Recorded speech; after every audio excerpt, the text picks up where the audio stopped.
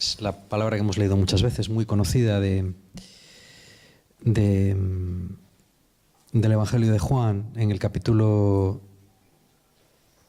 29. Al principio ya sabéis que Juan está predicando, en el Evangelio de San Juan empieza la predicación de Juan Bautista y él predica el arrepentimiento de los pecados y predica el anuncio de alguien que va a venir y que va a ser el Mesías. Entonces la gente está intrigada por saber quién va a ser ese Mesías y hay unos discípulos de Juan que cuando Jesús es bautizado ellos van detrás de él para conocer al verdadero Mesías, ¿no?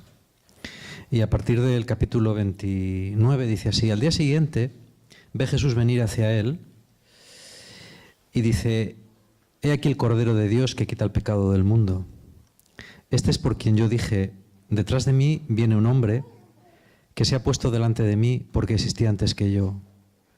Y yo no le conocía, pero he venido a bautizar en agua para que él sea manifestado a Israel.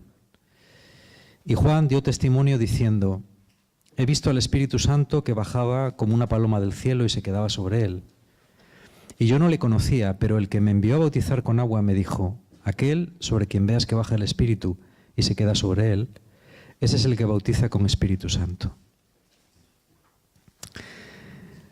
Y sigue en el 37. Los dos discípulos le oyeron hablar así y siguieron a Jesús. Jesús se volvió y al ver que le seguían les dice: ¿qué buscáis? Ellos le respondieron: Rabí, que quiere decir maestro, ¿dónde vives? Le respondió: venid y lo veréis. Fueron, pues, vieron dónde vivía y se quedaron con él aquel día. Era más o menos la hora 10:00. Andrés, el hermano de Simón Pedro, era uno de los dos que habían oído a Juan y habían seguido a Jesús. Este se encuentra primeramente con su hermano Simón y le dice: hemos encontrado al Mesías, que quiere decir Cristo, y le llevó donde Jesús. Jesús, fijando su mirada en él, le dijo: tú eres Simón, el hijo de Juan, tú te llamarás Cefas, que quiere decir piedra. Al día siguiente Jesús quiso partir para Galilea, se encuentra con Felipe y le dice: sígueme. Felipe era de Betsaida, de la ciudad de Andrés y Pedro. Felipe se encuentra con Natanael y le dice: este es el que escribió Moisés en la ley y también los profetas, lo hemos encontrado, Jesús, el hijo de José, el de Nazaret. Le respondió Natanael: ¿de Nazaret puede haber cosa buena? Le dice Felipe: ven y lo verás. Vio Jesús que se acercaba a Natanael y dijo de él: ahí tenéis a un israelita de verdad en quien no hay engaño. Le dice Natanael: ¿de qué me conoces? Le respondió Jesús: antes de que Felipe te llamara, cuando estabas debajo de la higuera, te vi. Le respondió Natanael: Rabí, tú eres el Hijo de Dios, tú eres el Rey de Israel. Jesús le contestó: por haberte dicho que te vi debajo de la higuera, ¿crees? Has de ver cosas mayores. Y le añadió: en verdad os digo, veréis el cielo abierto y a los ángeles de Dios subir y bajar sobre el Hijo del Hombre. Aquí acaba el capítulo 1 del Evangelio de San Juan. Me parece que fue el lunes, estaba orando yo en mi casa por la tarde y no estaba muy a gusto con una serie de cosas que pasaban en mi vida, sobre todo cosas espirituales, en mi vida y en la comunidad, ¿no? El domingo habíamos estado en Burgos, habíamos estado todo el día hablando con Tote y con Cristi sobre sobre nuestra visión común, sobre el futuro del N, un montón de cosas. Y el lunes estaba llorando y había cosas que no me cuadraban, ¿no? Y entonces, yo normalmente oro con un esquema, le tengo apuntado una pizarra por la gente por la que tengo que orar y tal. Pero ese día sentí que no iba a seguir ningún esquema, ¿no? Y que lo que tenía que hacer era escuchar al Señor. Entonces me puse a orar sin decir nada. Y cuando te pones a escuchar al Señor normalmente no escuchas nada. Y bueno, simplemente con el tiempo vas aprendiendo a permanecer callado, ¿no? Tranquilamente. A veces te distraes, a veces vuelves otra vez, pero tú sabes que estás a la escucha y Dios también lo sabe, ¿no? Y eso es lo importante. Estuve así bastante rato y al cabo de ese rato sentí como una palabra de Dios muy clara, ¿no? en mi corazón. Es difícil de explicar esto Cuando te pasa lo sabes y ya está, ¿no? Y yo sentí que el Señor me decía, todas estas cosas que tú planteas, algo así, son verdad, son ciertas, ¿no? Es verdad que esto es así, son problemas reales. A veces los problemas que tenemos son imaginarios, pero otras veces son problemas de verdad. Pero ese no es el problema. Es decir, el problema de verdad no es el problema. El problema existe, está ahí, es cierto que está ahí. Pero el problema no es el problema es cómo tú enfocas el problema. Tú estás pidiendo una solución, pero la cuestión no es una solución, la cuestión es tu actitud ante el problema. Entonces, tú me estás pidiendo por una serie de cosas que yo ya sé. Yo las conozco mejor que tú, sé lo que pasa. Yo ya lo sé. Pero yo lo que quiero que cambie es tu actitud ante el problema. Tú lo que tienes que hacer es aprender una cosa más importante que el problema. Y es aprender a tener fe. Y a confiar en que yo estoy al tanto del problema y que el problema no es tu problema, es mi problema. Y tu problema no es el problema. Tu problema es que no confías en mí. Así a grandes rasgos. Entonces yo cuando siento una palabra de Dios, normalmente tengo un archivo en el ordenador que se llama palabras y las escribo. Y es un archivo muy útil porque lo tengo desde hace 20 años casi. Y voy viendo, es muy interesante ver todas las cosas que Dios te está diciendo, ¿no? A lo largo de tu vida, cuando ya ha pasado una cierta perspectiva, han ido pasando cosas han ido cambiando en tu vida, ¿no? En 20 años ya te da para mucho, para ver bastante de todo esto. Y te das cuenta de cómo el Señor va trabajando, ¿no? Por eso es muy importante escribir las cosas. A veces, por no escribir las cosas y apuntarlas, nos perdemos muchas bendiciones. Y lo escribí. Y descubrí otra cuestión también, y es que tengo que tener una actitud de alabanza ante los problemas, ¿no? Muchas veces los problemas no son el problema, aunque parezca un trabalenguas, ¿no? Los problemas pueden ser reales. O sea, yo creo que Dios es muy consciente de los problemas que tenemos. Y los problemas a veces son tonterías, a veces nos preocupamos por chorradas, ¿no? Pero otras veces no. Otras veces por cosas importantes, que objetivamente son importantes y que Dios las considera importantes también. Pero Él funciona de otra manera, que yo no sé cuál es. Yo no puedo decir cómo ve las cosas Dios, porque no lo sé. Pero sí que sé que Él muchas veces lo que pretende de nosotros es que crezcamos. Y no crecemos si los problemas se solucionan. Crecemos si aprendemos a confiar en Él. Porque el problema es que no nos fiamos de Dios. Ese es el único problema. Que no nos fiamos de Dios. Aunque digamos que sí nos fiamos, pero no nos fiamos. El problema, más profundo todavía, es que en el fondo, no creemos que Dios sea bueno. Sabemos que Dios es bueno, pero no creemos que Dios sea bueno. Aquí sí, pero aquí no. Y por eso nos entra el miedo. Porque decimos, sí, Dios, pero Dios... Ya sabéis el chiste, ¿no? Del tío, es un chiste muy conocido, el tío que cae, se cae por un precipicio, y justo en el último momento se ha agarrado una rama, y dice, Dios mío, sálvame, Dios mío, sálvame. Y de pronto hay una voz que dice, no te preocupes, suelta la rama y yo te recogeré en mis brazos. Y el tío se queda un rato en silencio y dice, ¿hay alguien más por ahí? Eso nos pasa a todos. Eso nos pasa a todos. Pedimos ayuda a Dios, pero cuando Dios nos da la solución dices, a ver si por otro lado encontramos la solución. Es humano y es normal, pero ese es el problema. Ese es todo el problema. Yo no sé si habéis visto la película El Gran Silencio. El Gran Silencio es una película de... me parece que se llama Groening, es un director alemán que pidió permiso a los trapenses de la cartuja de Chartres, la que ha dado nombre a todas las cartujas, que está a las afueras de de Grenoble, creo que es. Y es una cartuja. Los cartujos, sabes que son monjes que viven juntos, pero no se relacionan, no hablan entre ellos. Se juntan de vez en cuando, pero siempre en silencio. Cada uno de ellos vive en una parte del convento, ¿no?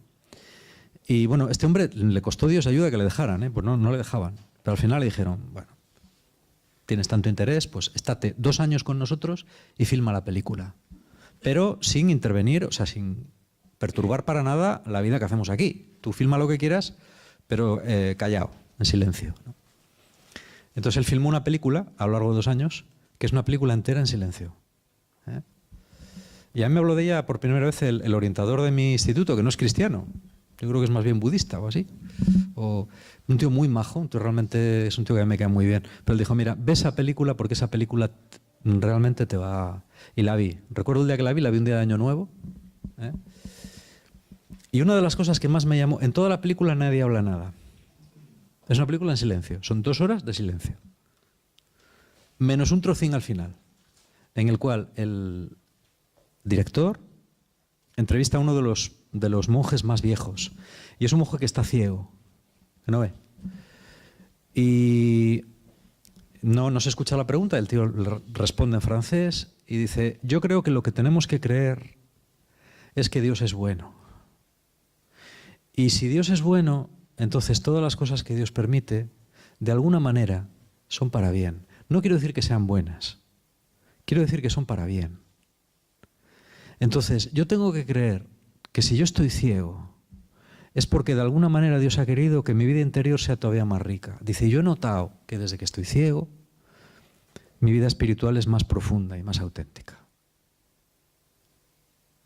Pues nada, 3 minutos y ya está. Yo he pensado mucho en las palabras de ese hombre, porque en el fondo yo creo que encierran una de las claves o la clave de la vida espiritual, ¿no? La vida espiritual al final es creer que Dios es bueno o no creer que Dios es bueno. O dicho de otra manera, la vida espiritual es fiarte de Dios o no fiarte de Dios.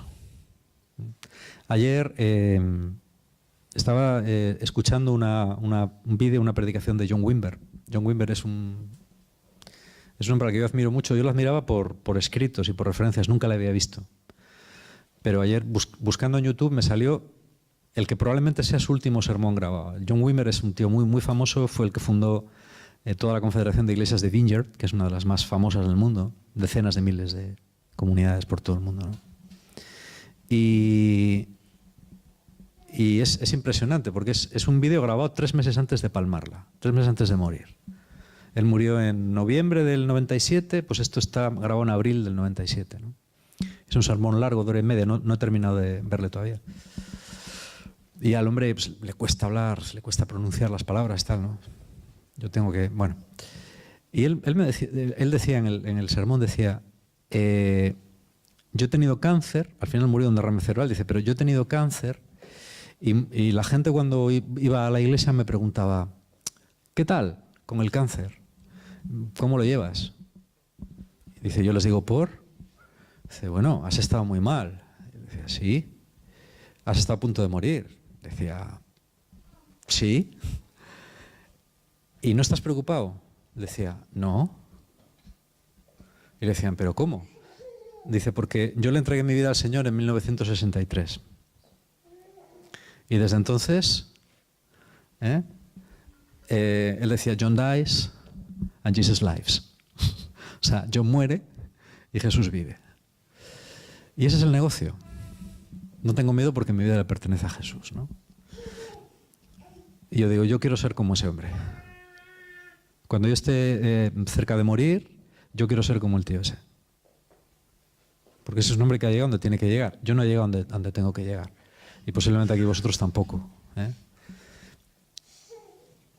Con esto lo que quiero decir es que es muy importante que nuestra conversión sea una conversión auténtica, porque una conversión que no es auténtica o que no es a medias es muy triste. Es muy triste. La palabra de Dios dice que cada uno de nosotros está destinado a dar un fruto determinado y no todos es el mismo. En la parábola del sembrador se nos dice que un grano que cayó en tierra dio 20, que otro dio 60 y que otro dio 100. No todos dieron igual. Tampoco se le entrega a todo el mundo los mismos talentos. Pero todo el mundo tiene la posibilidad de dar un cierto fruto, el que Dios ha destinado para cada uno de nosotros. Entonces, como la gracia de Dios no falta, somos nosotros los que podemos hacer que nuestra vida sea fructífera o que no lo sea al final. Y todo depende lo en serio que nos tomemos nuestra vida espiritual, ¿no? Cuando leemos el Evangelio que acabamos de leer, a mí bueno, ahí es una de las versiones que hay, sobre el llamamiento de los discípulos. Ya sabes que los 3 sinópticos tienen una. Jesús va por la orilla del lago de Galilea y llama a esta gente. Y esta de Juan es un poquitín diferente. Es más personal, incluso se anota ahí como un recuerdo. Era la hora 10:00, ¿no? Las 4 de la tarde. La hora 10:00 era las 4 de la tarde. No sé si alguien se acuerda. En algún estrato redaccional del Evangelio alguien se acuerda de que cuando encontraron a Jesús eran las 4 de la tarde. Y vemos, a mí esta versión de Juan me gusta porque me parece muy humana, me parece muy real. Es decir, los discípulos son gente que está buscando la verdad. En la Palestina de Jesús había una gran efervescencia espiritual, pues las condiciones de vida eran muy duras, muy difíciles. Y la gente buscaba una salida. Había una gran efervescencia espiritual, la gente buscaba ver dónde muchos esperaban al Mesías, ¿no? Es decir, así viene el Mesías y arregla todo este tinglao, ¿no? Y nos saca de esta miseria y tal. Y el Mesías no acaba de llegar, entonces, bueno, pues van detrás de Juan porque parece que Juan es alguien, pero Juan dice, no, yo no soy el Mesías, ¿no? Es ese. Entonces van detrás de él. Y es un tío aparentemente normal, Jesús. Entonces, bueno, van los hijos de Zebedeo, van primero, luego va Natanael. Se encuentran con él, se quedan en su casa y Jesús les dice, venid y ved, venid y ved. Y también les dice lo que dicen los sinópticos, ven y sígueme. Si los 4 evangelios están de acuerdo en eso, es que eso es lo que pasó. Es decir, Jesús decía, ven y sígueme. Y es interesante esto de ven y sígueme porque normalmente, yo insisto mucho en esto últimamente, normalmente en los medios más carismáticos se habla mucho, ¿no?, de la experiencia de Dios, ¿no? ¿Tú has tenido una experiencia o no has tenido una experiencia? ¿Has sentido o no has sentido? Pero aquí no se habla de sentir. Aquí nadie dice, y entonces Natanael sintió una paz, un tal, se le abrieron los ojos y siguió a Jesús. No. Nunca se habla de esto. No hay grandes experiencias, quizás la de Pablo. Pablo se pega un porrazo y tiene una experiencia sensible muy fuerte, pero es la única que se cuenta, a ver, quitando la de María también. No hay muchas experiencias sensibles. No se da mucha importancia en el libro de los Hechos, que habla de la evangelización, de la primera evangelización, no se da mucha importancia a las experiencias sensibles. Más bien se habla de gente que oye y decide. Hay una experiencia del Espíritu Santo que a veces es evidente y a veces no, que a veces pasa y a veces no pasa. Pero más bien la gente escucha la palabra de Dios, escucha la oferta de la palabra de Dios, por eso más tarde Pablo va a decir, la fe viene de escuchar la palabra de Dios. Es la palabra de Dios la que nos lleva a dar un paso de fe, no la experiencia. ¿Cómo es eso? A veces pensamos, es que si tú no tienes una experiencia no puedes seguir a Jesús, o tu conversión no es auténtica. Eso no es bíblico, ni teológico, eso no está en ninguna parte. Se trata de que tú tomas una decisión. Pedro y Juan y Natanael y Felipe ese día aparentemente toman la decisión de seguir a Jesús, de irse con él. Toman esa decisión. Cuando ellos tienen una experiencia de que realmente Jesús es el Mesías, pues a lo mejor en el Tabor, o a lo mejor ni siquiera ahí. Esa experiencia, si la han tenido, no les hace seguir a Jesús en el momento en el que Jesús es arrestado, porque le abandonan. Así que muy fuerte, no sé si sería. Porque en el momento determinado, en el momento clave, no les sirve. Esto tiene una importancia muy grande para nosotros. ¿Por qué tiene esa importancia? Porque significa que todos podemos seguir a Jesús. Tanto si sentimos como si no sentimos. Tanto si hemos tenido una experiencia como si no. Yo sé que hay gente que no ha tenido una experiencia en años y ha sido fiel toda su vida a Dios. Y también sé de gente que ha tenido una experiencia alucinante al principio y no ha sido fiel a Dios. Eso podría nombraros casos. Bueno, yo voy el año que viene cumpliré mis 40 años como cristiano. 40. Entonces ya he visto mucha gente, he visto pasar muchas cosas, ¿no? Y sé que la experiencia, el sentimiento, no es decisivo. Lo decisivo es la decisión. Porque eso es lo bíblico, eso es lo evangélico. Todo el mundo puede seguir a Jesús. Todo el mundo puede entregar su vida a Jesús. Y una vez que ha entregado su vida a Jesús, todo el mundo tenemos el deber de hacer que esa decisión que hemos tomado sea el centro de nuestra vida. Es difícil, a veces no es fácil, porque estamos rodeados de un mundo pues, que es absurdo, ¿no? Que dice muchas tonterías. Yo estaba escuchando hoy, mientras arreglaba unos cajones, estaba escuchando la radio, estaba escuchando a Alfredo García. Es un ejemplo que pongo para que veáis. Y salía una sexóloga, decían, hoy vamos a hablar de sexo. Y pensaba, vaya por Dios. Y decía la sexóloga, ¿no? Decía, bueno, vamos a hablar de las fantasías, porque las fantasías sexuales es muy importante tenerlas. ¿Vosotros las tenéis? Y decía el García, yo sí. Y decía el otro, yo también. Y decía, ¿y yo? Y es muy bueno tenerlas, porque tenerlas, por ejemplo, no es lo mismo que practicarlas, ¿no? Y yo estaba escuchando a esta mujer. Digo, ¿pero cómo se pueden decir tantas bobadas por la radio, en Radio Nacional? Pero tú no te das cuenta de que, yo les hubiera dicho, pues no os dais cuenta de que el hombre es una unidad, de que tú no puedes creer que una cosa es correcta, pero pensar en la contraria y no hacer ninguna de las dos. Tú no te das cuenta de que eso te produce una desintegración interior. ¿Cómo vas a estar unificado hoy día? Tú no te das cuenta de que tú tienes que desear aquello que crees que es bueno y luego en tu vida práctica tienes que hacer aquello que deseas y aquello que crees que es bueno, que todo va unido, que no lo puedes separar. Porque decía, bueno, sí, pero desear una cosa no significa ponerla en práctica, ¿no? Y yo pensaba, bueno, es un ejemplo tonto que se me ha venido ahora a la mente. Pero digo, bueno, así estamos, ¿eh? La gente que da normas es gente que no sabe dónde está pinada. Y es difícil. Por eso es importante que nos alimentemos y por eso es importante que tengamos una vida espiritual fuerte. Cada uno sabe cómo se alimenta. Primero tenemos que tomar una decisión. Tenemos que tomar una decisión. Esta tarde, después del vídeo de John Wimber, me puse otro. A mí los vídeos me ayudan mucho porque gracias a YouTube hoy en día pues puedes acceder a contenidos que antes eran imposibles, ¿no? Y estoy viendo de los 2 o 3 vídeos que hay colgados sobre los inicios de Jesus People. Jesus People fue el movimiento que a principios de los años 60 y después de dar muchas vueltas acabó en lo que es Fe y Vida hoy. Y con muchas otras cosas, ¿eh?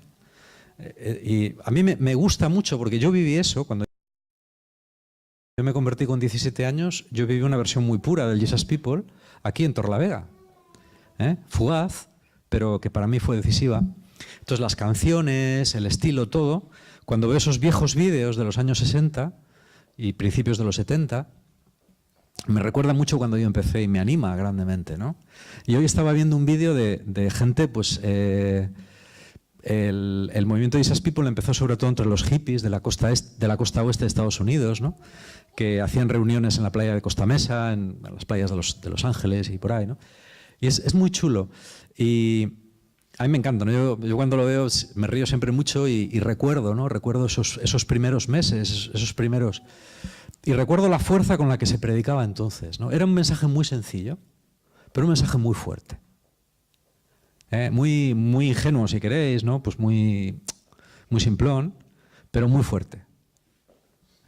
Que era, mira, tú te puedes salvar, ¿no? Yo recuerdo aquellas chicas maravillosas con los pelos por aquí, los pantalones de campana, ¿no? Las Biblias forradas de cuero con flecos, las cintas en el pelo y, bueno, todo el rollo aquel, las caravanas pintadas de colores, ¿no? Todo el rollo aquel. Y es chulo, ¿no? Yo digo, tenemos que volver un poco a esto, ¿no? A esta sencillez. Decir, mira, conviértete a Jesús, ¿no? Esta gente, yo recuerdo, salía por las calles de Los Ángeles o de San Francisco, ¿no? Hablando a todo el mundo, y se convertían decenas de miles de personas. Y aquí en España también. Yo recuerdo que salíamos por las calles de Burgos o incluso por las calles de Torlavega, ¿no? Y predicabas a la gente. Y hoy sería raro, pero era importante porque de alguna manera te dabas cuenta de que para las personas se trataba de algo de vida o muerte. Y yo a veces cuando lo pienso, ¿no? Yo digo, yo he perdido un poco esa urgencia, ¿no? He perdido esa frescura, esa simplicidad. Decir a la gente, mira, pero que es verdad, ¿eh? Mira, si entregas tu vida a Dios, no vas a perder tu vida, pero si no se la entregas, la vas a perder. Porque el éxito es entregar tu vida a Dios. El éxito en esta vida, yo he estudiado todas las filosofías habidas y por haber, y todas las maneras de pensar habidas y por haber, y todas las doctrinas científicas habidas y por haber. Alguna me quedará, pero no muchas. Y de si algo estoy convencido es de que Jesús es el camino, la verdad y la vida. Y que no hay otro nombre, como dice la Biblia, que nos pueda salvar. Lo que Dios hará con la vida de cada uno, yo no lo sé. Yo no soy como algunos protestantes que dicen, no, los que no se conviertan, irán todos al infierno. No es mi tarea. Es decir, no lo sé, pero yo no voy a juzgar. Solo Dios puede juzgar. Yo no puedo juzgar la vida de nadie. ¿Vale? Yo simplemente sé que tengo que preocuparme de la mía. Los demás, pues Dios hará con cada uno lo que cada uno... Yo qué sé, no lo sé. Lo que sí sé, yo no sé si la gente va a ir al infierno o no va a ir al infierno. Espero que no. Pero aunque no vaya al infierno, sé que hay una diferencia muy grande entre aceptar a Jesús y no aceptar a Jesús. Ahí sí que puedo decir que la diferencia es como de la noche al día, como de la vida a la muerte. Por eso tenemos que insistir en que la gente acepte a Jesús. Empezando por vosotros. Que hayáis nacido en un ambiente cristiano, vosotros tenéis que aceptar a Jesús. Y decidir ser cristianos. No porque os lo han dicho 1000 veces o porque lo habéis oído aquí y me lo habéis oído a mí desde que eres pequeños, sino porque es una decisión que vosotros tomáis. Como tomaréis otras decisiones en vuestra vida. Y así todo el mundo. Si tú crees que Jesús es el camino, la verdad y la vida, prueba. Entrégale tu vida. Entrégale tu vida. Dice, mira, te entrego mi vida, ya está. Venga, no sé muchas cosas, no hay muchas cosas que no tengo claras, pero tampoco los apóstoles las tenían claras, es evidente. Ni Jesús se molesta en darles explicaciones, no les dice, venga, sentaros, vamos a empezar. Mirad, yo soy el Mesías, porque porque yo estaba con el Padre, y entonces resulta que el Padre, entonces yo vine. No, Jesús le dice, vosotros venid, ven y sígueme. Ya iréis viendo. A lo largo de toda vuestra vida, no hay prisa, ya iréis viendo. Pero venir y seguirme. Ese día fue importante para ellos y lo recuerdan. Eran las 4 de la tarde. Como yo recuerdo perfectamente el día que yo descubrí que había un Señor que me amaba y que era grande. Como si fuera hoy. Y han pasado casi 40 años. El año que viene celebraré una fiesta. Me acuerdo cómo se fue. ¿Por qué? Pues porque nunca sabes qué día te levantas por la mañana y te parece un día como todos los demás días y ese día cambia tu vida al revés. Nunca lo sabes, para bien o para mal. Muchas veces las cosas más impresionantes de la vida te pasan el de menos pensado, cuando menos te lo esperas.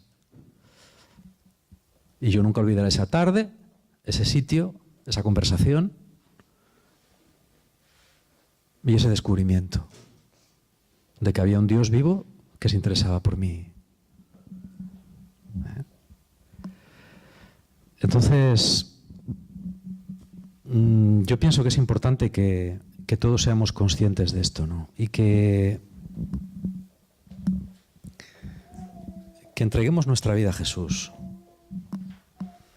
Que yo sé que hoy en día es difícil, hace 40 años era más fácil.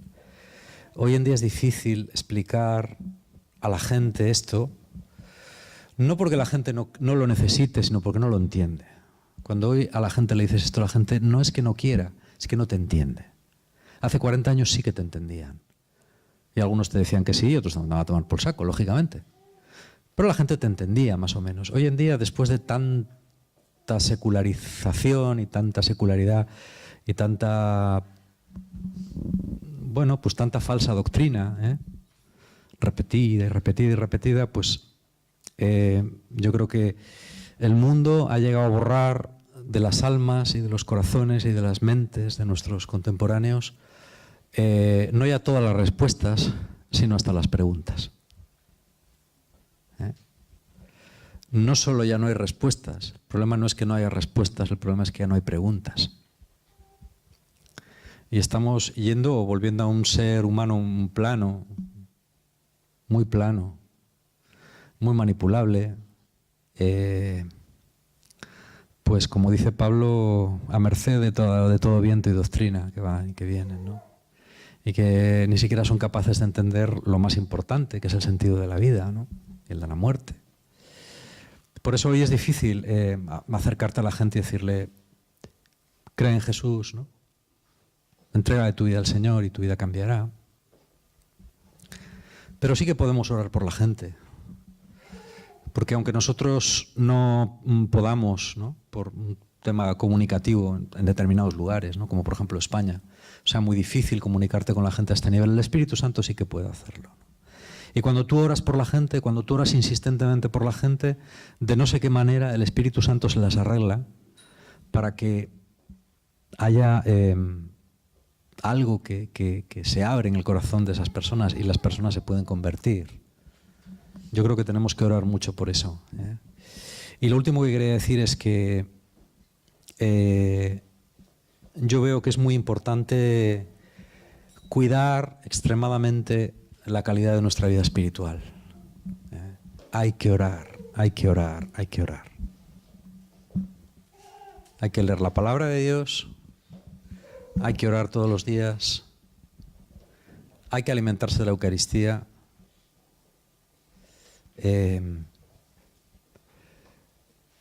Hay que volver a las certezas que siempre hemos tenido y que a veces, pues bueno, se van perdiendo. Pero esas cosas son las que nos alimentan de verdad. No se puede vivir una vida cristiana si no se ora. O si se ora un cuarto de hora. Se puede hacer una persona que recién empieza, pero no una persona que lleva tiempo. Hay que dedicar tiempo a la oración. No hay otra. ¿Vale? Hay que dedicar tiempo a la alabanza. A no centrarse tanto en los problemas. Decir, bueno, sí, este problema es así. Es real. Pero realmente el problema es el problema, o el problema es cómo yo afronto el problema. Porque hay gente que tiene este mismo problema para la cual no supone ninguna frustración ni ninguna cosa rara. ¿Que no es fácil? Pues claro que no es fácil. Pero una vez que conoces el camino correcto, pues decir, bueno, pues mira, Señor, voy a alabarte 5 minutos por este problema, 5 minutos. 5. Te alabo por este problema, Señor. Te alabo pues porque, yo qué sé, pues no encuentro novio.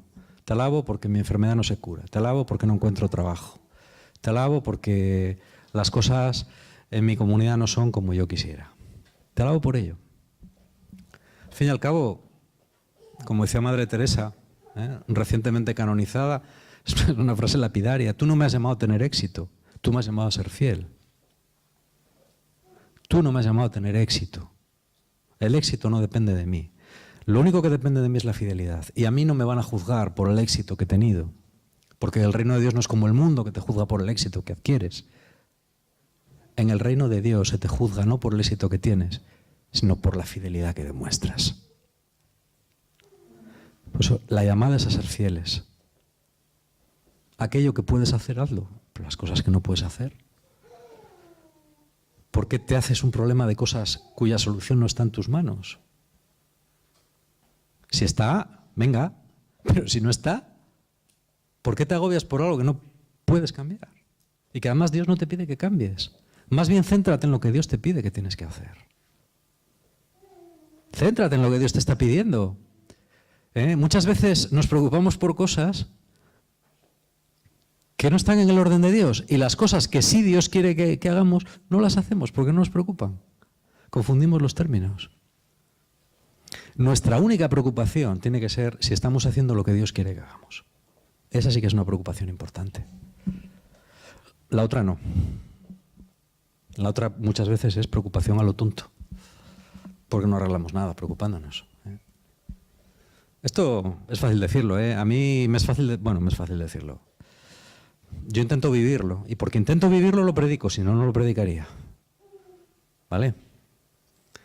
Y porque estoy seguro, de eso sí que estoy seguro que ese es el camino correcto, y eso es lo que el Señor nos pide ahora. Vivir esto y predicar esto a toda generación. A toda generación. Y yo por último...